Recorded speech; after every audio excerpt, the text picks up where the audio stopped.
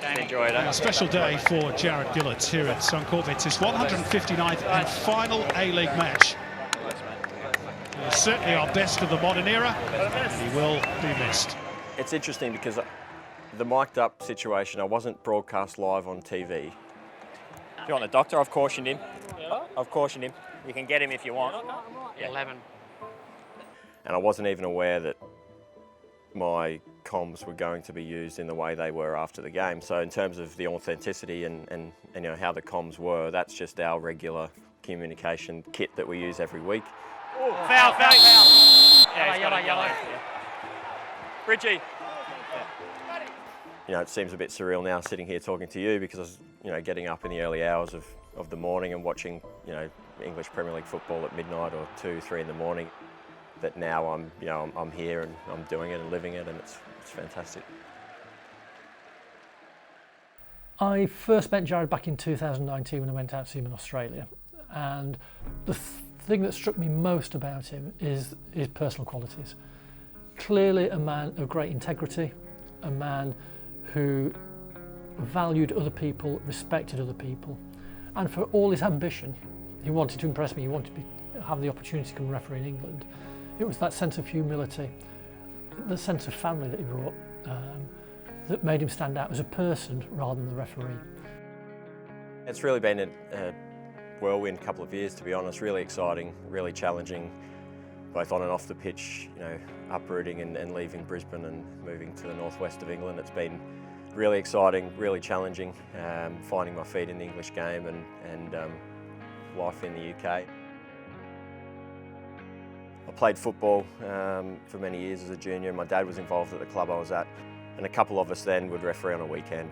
I'm talking under 6 kids before or after we played, and carried on for a little bit of pocket money. And I just stuck at it and eventually got to sort of 16, 17 years of age and realised that I was never ever going to be good enough to have a playing career. And I think because I started quite young, there was an opportunity to be recognised. You know, when I was growing up, the NSL essentially finished and the A-League was born, and that was when I was, you know, in late teens and coming through the system. So it was quite an interesting time even for me then, you know, as a referee, to think, is this going to really be a career pathway? Do I need to do other things? And then ultimately ending up, you know, as one of the first full-time referees on the A-League. Watch this. Yep. Oh, there's a light one in there. Give it. I reckon that's a yellow. Yeah, I reckon so too, Bruce, that's really late, mate. Yeah. I was listening to his conversation with the players in the A-League game. It was fantastic. You could tell from the moment he walked onto that pitch, all 22 players trusted him. It was quite humbling, to be honest. It took me 10 years to get to a point where you develop a mutual respect with players, and again, I think it's a bit of an unseen element of the relationship between players and referees, that actually there is an underlying level of really, you know, ingrained respect on most occasions. And I think it was quite humbling to hear some of the comments from players at the end of the game, and yeah, it was a really nice way to leave, I guess.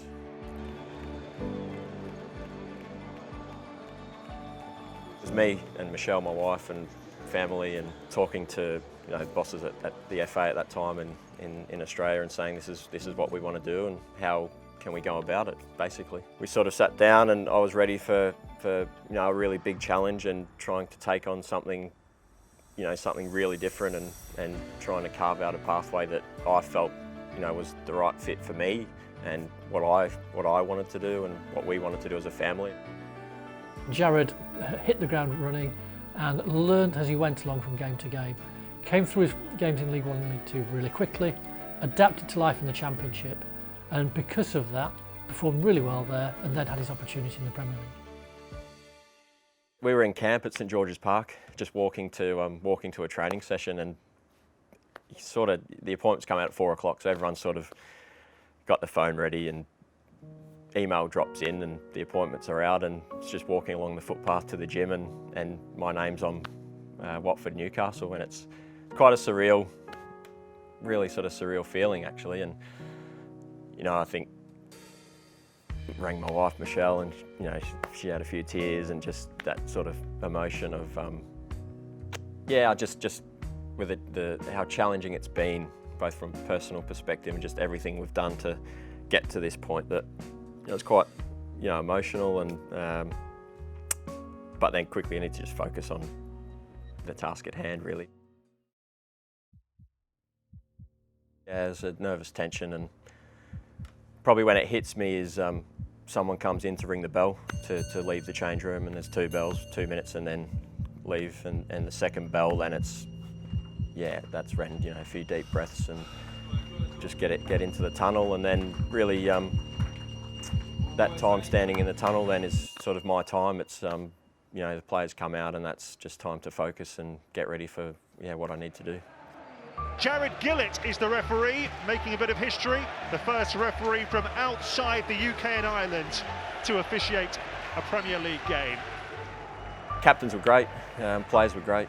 Yeah, some nice comments from the players, but yeah, the game was tough, challenging match, physical, exactly what most Premier League games are. Sissoko, he can certainly shoot from there. It's pushed away for King! Joshua King for Watford!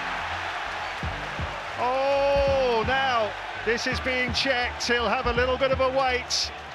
A little bit of it was me and the assistant working out whether we were going to give offside or not on field, which we came to in the end. So the on-field decision was then offside. So I think Josh King's wheeling away to celebrate, and we've given offside. And then it's that nervous wait while the VAR's checking then to confirm or overrule really the on-field decision. This is offside. Oh, that celebration, it won't count. In that case, I think it was offside by a margin that, I guess in VAR terms, was quite clear.